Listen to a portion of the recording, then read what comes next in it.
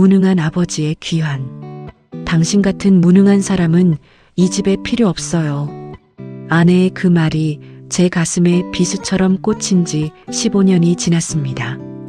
그날 저는 집에서 쫓겨났습니다. 두 아들도 저를 외면했죠. 아빠는 우리 가족의 짐이에요.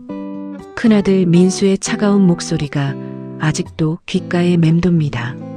하지만 오늘 저 김태현은 그들 앞에 다시 섰습니다.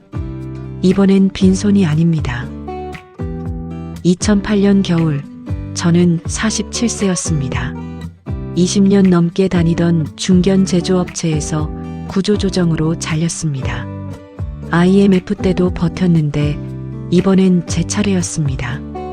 퇴직금은 고작 3천만 원. 두 아들의 대학 등록금과 전셋집 보증금을 생각하면 턱없이 부족한 돈이었습니다. 여보, 괜찮아. 내가 뭐라도 해서 다시 일어설게. 아내 수지는 대답 없이 고개만 돌렸습니다. 그녀의 눈빛에서 실망을 읽었습니다. 재취업은 쉽지 않았습니다. 이력서를 100군데 넘게 냈지만 면접 기회조차 오지 않았습니다. 나이가 문제였습니다. 40대 후반 기업들은 젊은 인재를 원했습니다. 절박한 마음에 치킨집 창업을 결심했습니다. 퇴직금 전부와 대출까지 받아 3천만 원을 더 끌어모았습니다. 총 6천만 원을 투자했습니다. 아빠, 치킨집이요? 진짜요? 20세 큰아들 민수가 비웃듯 말했습니다. 다들 망한다는 치킨집을 왜 하려고 해요? 좀 더 생각해 보세요. 21살 작은아들 민재도 고개를 저었습니다. 너희들 믿어봐라. 아빠가 꼭 성공해서 너희들 대학 졸업시킬 거야. 하지만 현실은 냉혹했습니다. 치킨집은 반년 만에 망했습니다. 위치 선정을 잘못했습니다. 인근에 프랜차이즈 치킨집이 3곳이나 있었습니다. 손님은 오지 않았고 재료비와 인건비만 나갔습니다. 결국 6천만 원을 날리고 빚만 2천만 원 남았습니다. 집안 분위기는 싸늘하게 식었습니다. 당신 대체 뭐 하는 거예요? 우리 집 망하게 하려고 작정했어요? 수진이가 소리쳤습니다. 결혼 25년 만에 처음 듣는 고함이었습니다. 미안해. 다시 시작할게. 다시? 뭘로 다시 시작해요? 이제 남은 게 뭐가 있어요? 민수가 끼어들었습니다. 엄마 말이 맞아요. 아빠는 이제 아무것도 하지 마세요. 제가 알바 더해서 등록금 벌게요. 형 혼자 힘들어. 나도 휴학하고 일할게. 민재까지 그렇게 말했습니다. 제 자존심은 산산조각 났습니다. 아버지로서의 권위도 가장으로서의 체면도 모두 사라졌습니다. 그날부터 저는 집안의 투명인간이 되었습니다. 아침에 일어나면 새 식구는 이미 밥을 먹고 난 뒤였습니다. 저를 위한 밥은 없었습니다. 냉장고에서 김치 한 조각, 밥 한 공기를 꺼내 혼자 먹었습니다. 저녁에 귀가해도 마찬가지였습니다. 새 식구는 이미 저녁을 먹고 각자 방에 들어가 있었습니다. 여보, 수진이를 불러도 대답이 없었습니다. 아빠, 아들들 방문을 두드려도 문은 열리지 않았습니다. 3개월이 그렇게 흘렀습니다. 어느 날 밤 저는 거실 소파에 앉아 있었습니다.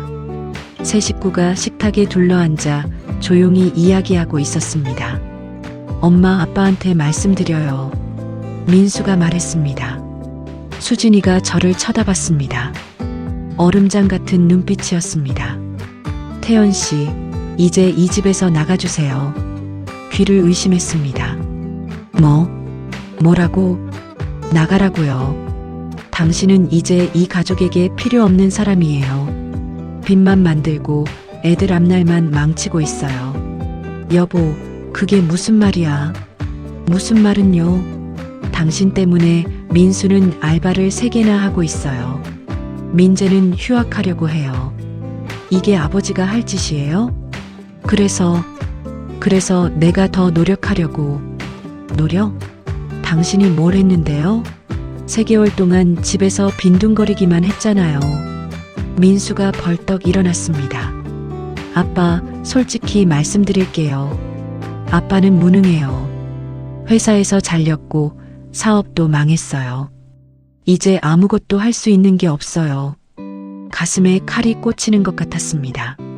제 아들의 입에서 나온 말이라는 게 믿기지 않았습니다. 민수야, 엄마 혼자 파트타임 일하면서 우리 가족 먹여 살리고 있어요. 아빠는 집에서 놀기만 하고요.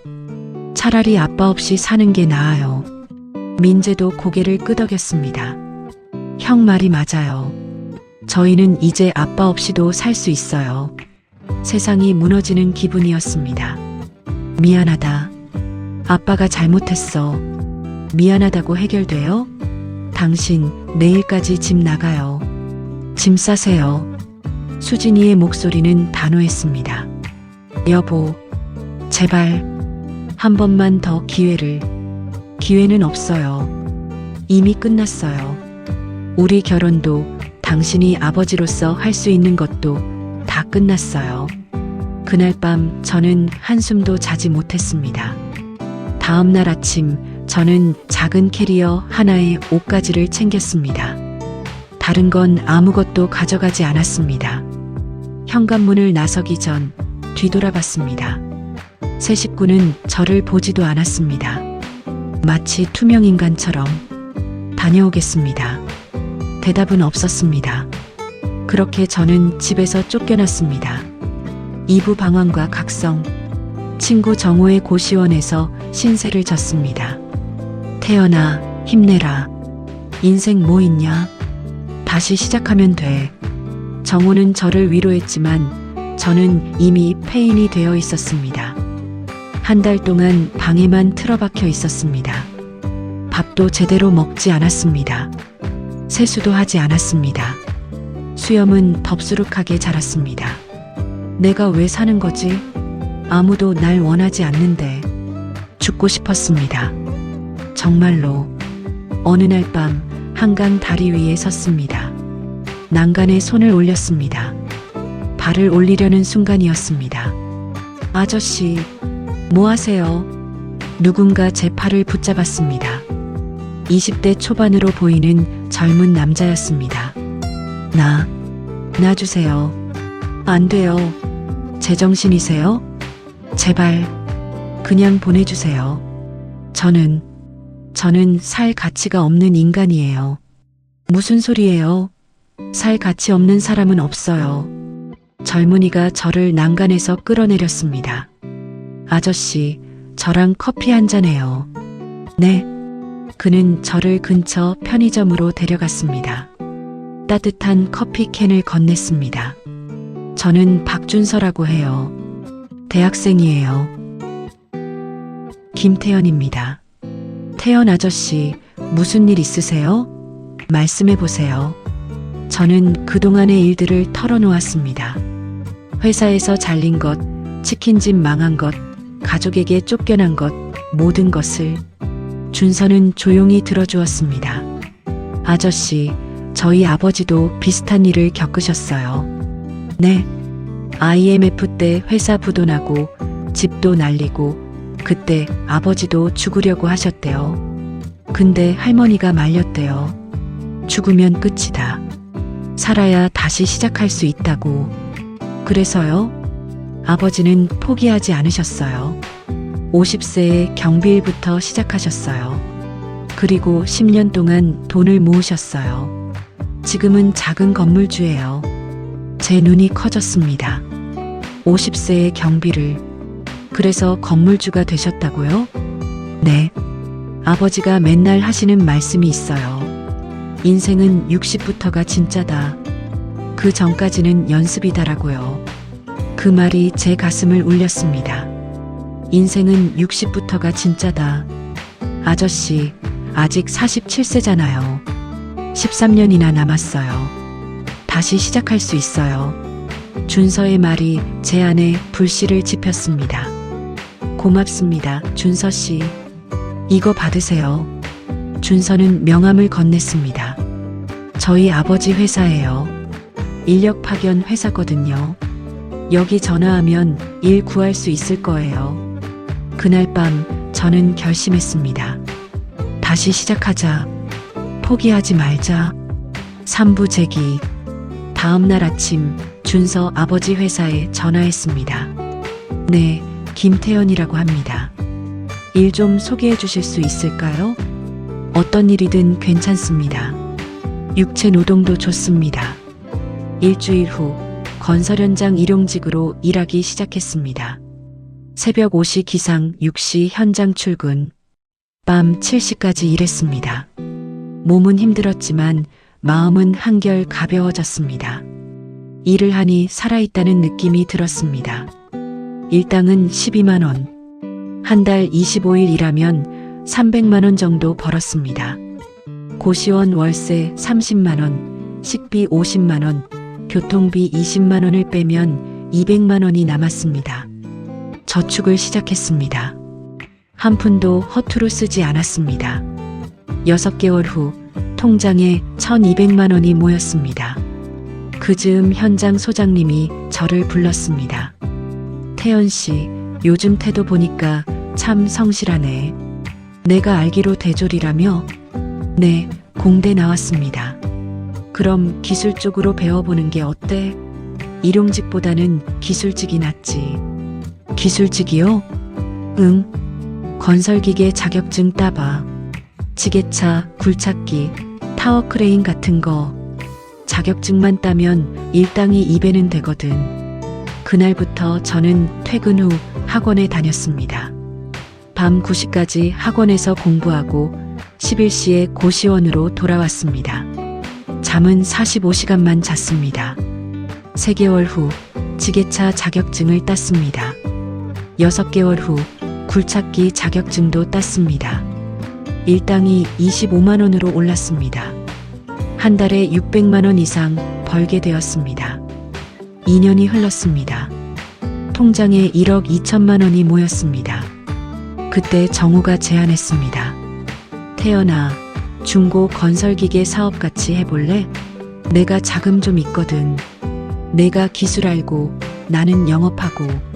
정우야, 우리 젊었을 때부터 친구잖아. 한번 믿어보자고. 고민 끝에 결정했습니다. 제 돈 1억 원, 정우 돈 1억 원, 총 2억으로 중고 건설기계 매매업을 시작했습니다. 처음엔 작은 야적장에서 시작했습니다. 중고 굴착기 3대, 지게차 2대가 전부였습니다. 제가 기계 점검과 수리를 맡았습니다. 정우는 영업을 했습니다.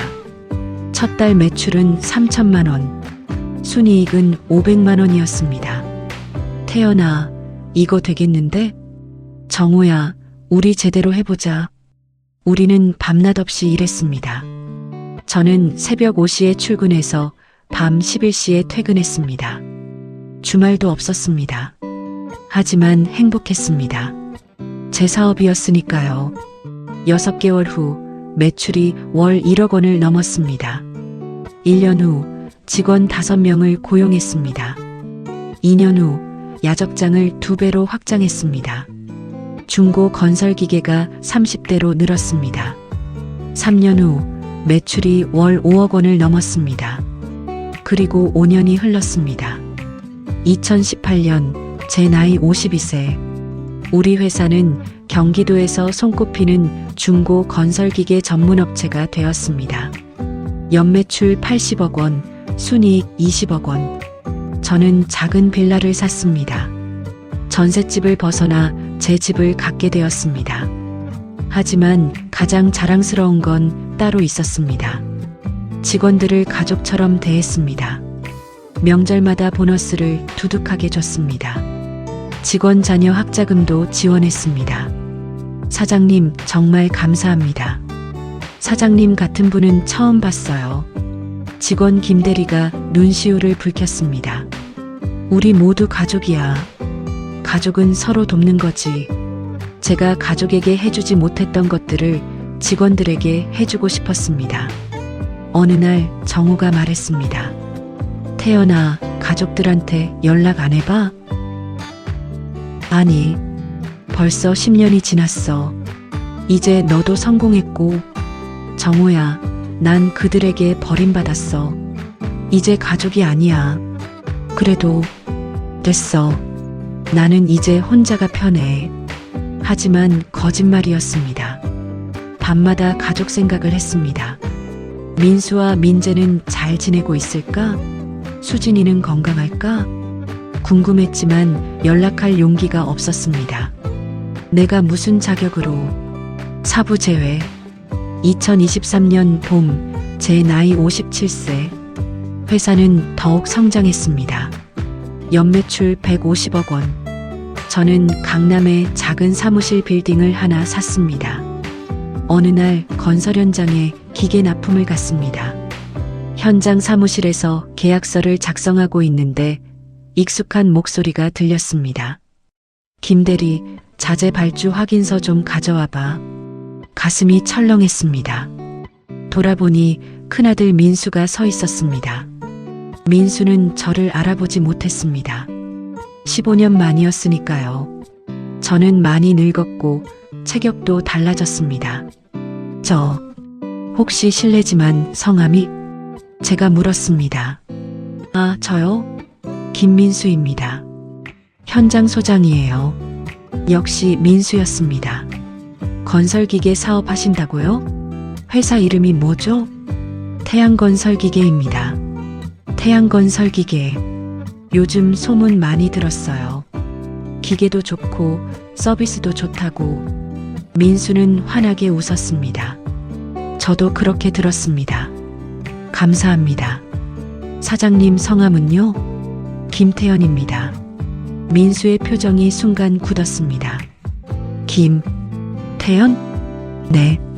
민수는 제 얼굴을 빤히 쳐다봤습니다. 혹시 아버지? 저는 대답할 수 없었습니다. 아버지 맞죠? 제가 맞나요? 민수의 눈에 눈물이 맺혔습니다. 민수야, 아버지. 민수가 제게 달려들었습니다. 그리고 얼싸안았습니다. 아버지, 정말 아버지세요? 저예요, 민수예요. 그래, 민수야, 오랜만이다. 부자는 한참을 끌어안고 울었습니다. 아버지, 죄송해요. 제가 그때 너무 심하게 말씀드렸어요. 아니다. 아빠가 잘못했어. 아빠가 무능했어. 아니에요. 아버지는 무능하지 않았어요. 제가 몰랐어요. 민수는 말을 잇지 못하고 흐느꼈습니다. 우리는 그날 저녁 함께 식사를 했습니다. 아버지, 그동안 어떻게 지내셨어요? 민수가 물었습니다. 저는 지난 15년의 이야기를 들려줬습니다. 건설 현장 일용직, 자격증, 창업, 모든 것을. 민수는 눈물을 흘리며 들었습니다. 아버지, 정말 대단하세요. 아니야. 다 과거 일이야. 민수야, 넌 어떻게 지냈니? 저는 대학 졸업하고 건설회사 들어갔어요.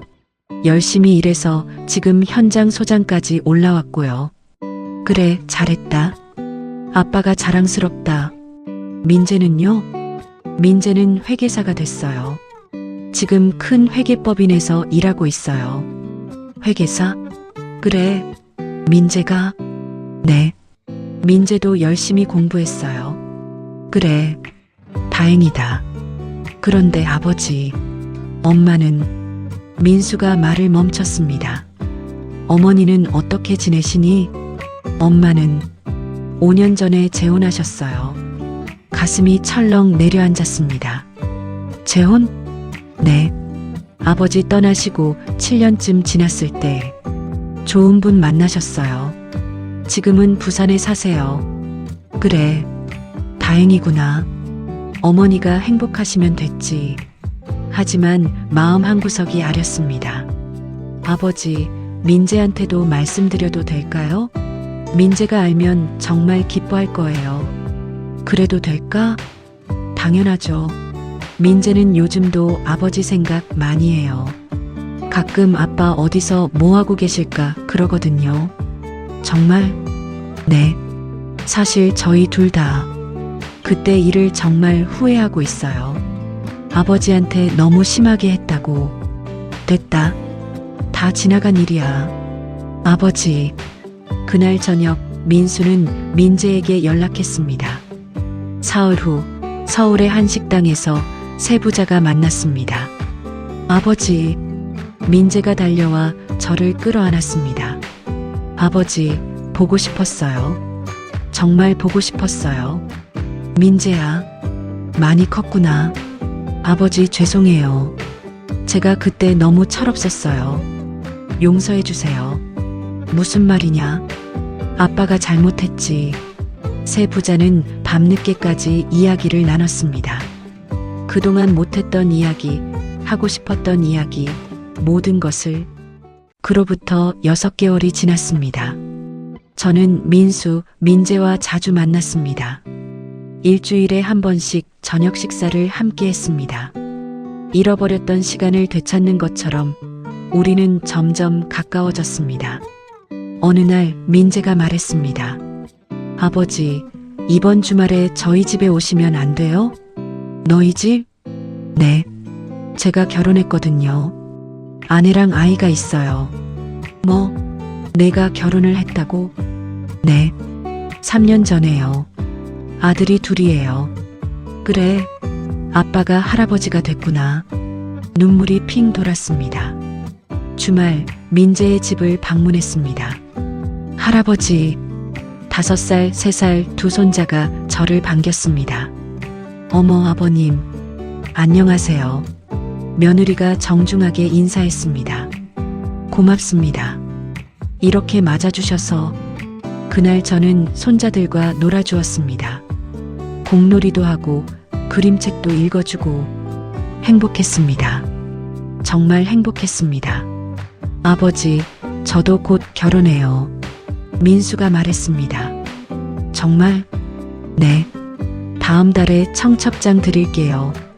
그래. 축하한다, 민수야. 아버지도 꼭 오셔야 해요. 아버지가 줄에 서주시면 안 될까요? 주례를? 내가? 네. 제 인생에서 가장 중요한 날에 아버지가 함께 해주셨으면 해요. 민수야. 저는 더 이상 참을 수 없어 눈물을 흘렸습니다. 고맙다. 정말 고맙다. 한 달 후 민수의 결혼식이 있었습니다. 저는 주례를 섰습니다. 떨리는 목소리로 축사를 했습니다.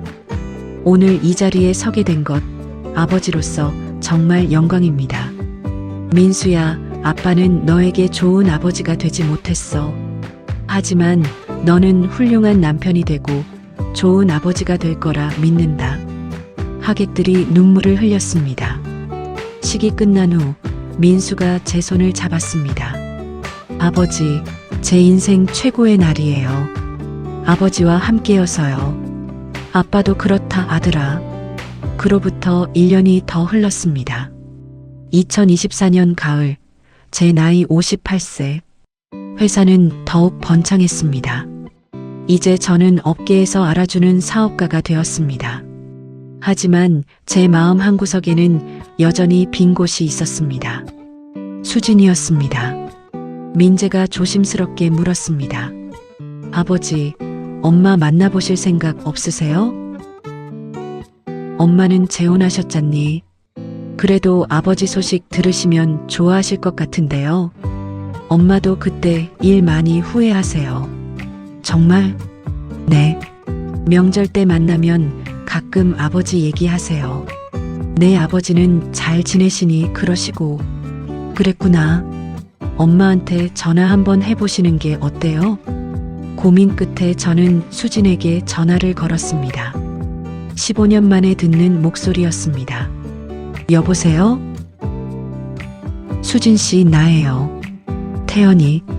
잠시 침묵이 흘렀습니다. 태연 씨? 네. 오랜만입니다. 정말 태연 씨예요? 네. 애들한테 소식 들었어요. 많이 성공하셨다고. 아닙니다.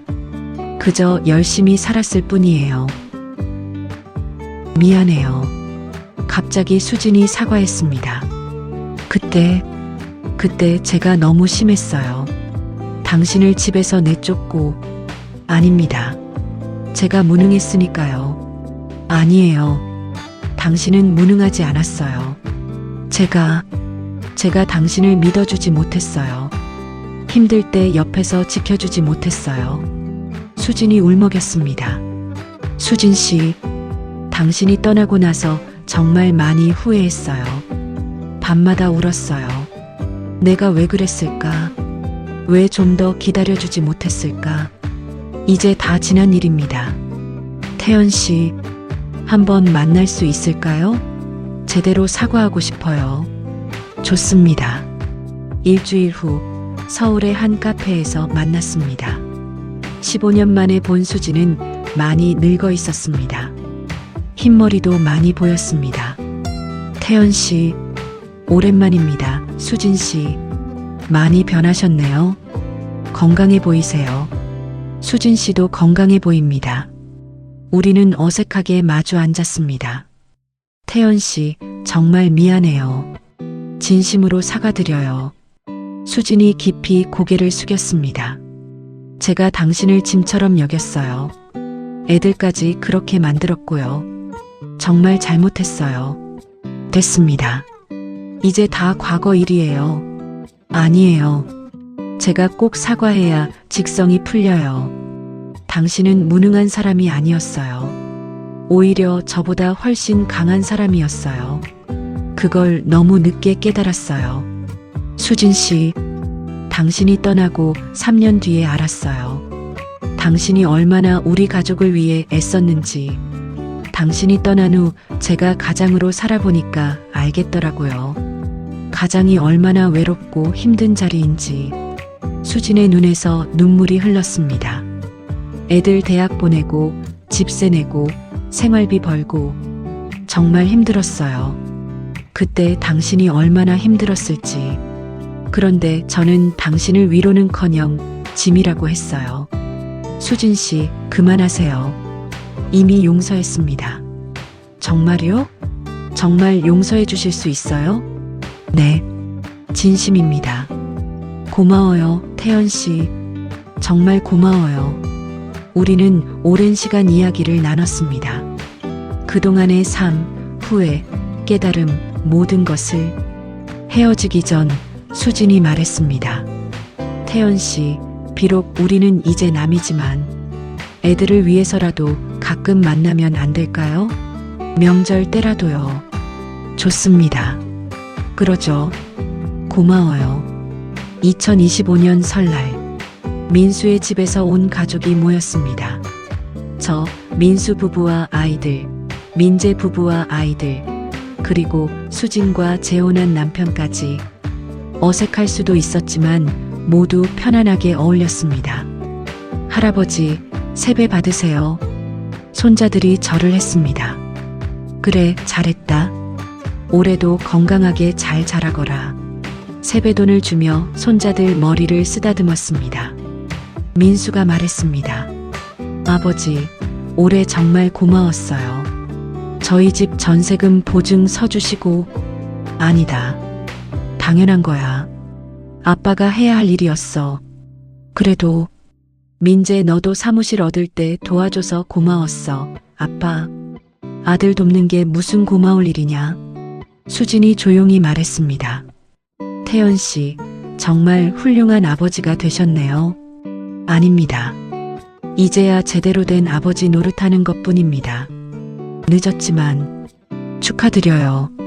진정한 성공을 이루셨어요. 성공이요? 네. 돈이나 지위가 아니라 가족의 마음을 되찾으셨잖아요. 그게 진짜 성공 아닐까요? 그 말에 저는 깊이 고개를 끄덕였습니다. 맞습니다. 진정한 성공은 돈이 아니었습니다. 15년 전 집에서 쫓겨났을 때 저는 모든 것을 잃었다고 생각했습니다. 하지만 그 시간은 제게 새로운 시작이었습니다. 바닥에서부터 다시 올라오면서 저는 배웠습니다. 진짜 가장이 무엇인지, 진짜 아버지가 무엇인지, 진짜 성공이 무엇인지. 가장은 돈을 버는 사람이 아닙니다. 가족을 포기하지 않는 사람입니다. 아버지는 완벽한 사람이 아닙니다. 넘어져도 다시 일어나는 모습을 보여주는 사람입니다. 성공은 부나 명예가 아닙니다. 사랑하는 사람들과 함께 웃을 수 있는 것입니다. 할아버지, 이거 드세요. 손자가 떡국을 떠서 제 입에 넣어줬습니다. 고맙다, 우리 손자. 따뜻한 떡국이 목으로 넘어갔습니다. 가슴이 따뜻해졌습니다. 민수와 민재가 양쪽에 앉아 제 어깨에 손을 올렸습니다. 아버지, 사랑해요. 나도 사랑한다, 아들들아. 창밖으로 햇살이 쏟아져 들어왔습니다. 새해 첫날의 햇살이었습니다. 저는 창밖을 바라보며 생각했습니다. 인생은 60부터가 진짜다. 준서 아버지가 했던 그 말이 맞았습니다. 저는 이제 58세. 아직 2년 남았습니다. 하지만 이미 제 진짜 인생은 시작되었습니다. 가족과 함께하는 사랑이 있는 인생. 그것이 바로 제가 찾던 진짜 성공이었습니다. 자, 모두 건배합시다. 새해 복 많이 받으세요. 민수가 잔을 들었습니다. 건배. 우리 모두의 잔이 부딪혔습니다. 딸깍 딸깍. 그 소리가 제 귓가에 가장 아름다운 음악으로 들렸습니다. 끝. 인생에서 가장 힘든 순간이 있습니다. 가족에게 버림받는 순간입니다. 하지만 그 순간이 끝이 아닙니다. 새로운 시작일 수 있습니다. 중요한 건 포기하지 않는 것입니다. 다시 일어서는 것입니다. 47세에 집에서 쫓겨난 한 남자가 있었습니다. 그는 포기하지 않았습니다. 건설 일용직부터 시작해서 기술을 배우고 사업을 일으켰습니다. 15년이 걸렸습니다. 하지만 그는 해냈습니다. 성공한 것이 아닙니다. 가족을 되찾았습니다. 그것이 진짜 성공입니다. 당신도 할 수 있습니다. 아직 늦지 않았습니다. 인생은 60부터가 진짜입니다.